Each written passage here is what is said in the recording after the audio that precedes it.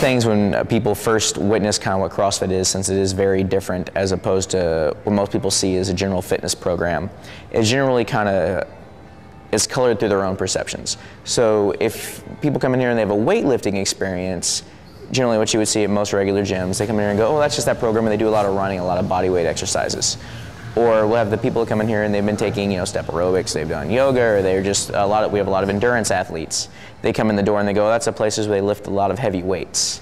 So it's all a matter of what your perceptions are. And the concept of CrossFit is we're doing everything that makes you athletic as possible and takes you to your potential. So we want to make sure you're still able to run a 5K with great speed, but now you can do 15 pull-ups and you can squat twice your body weight. So the guys can come in here that are already squatting twice their body, well, guess what? Now you can run a 5K and now you can do a 48-inch box jump when you couldn't before. So it's all about making you a complete athlete.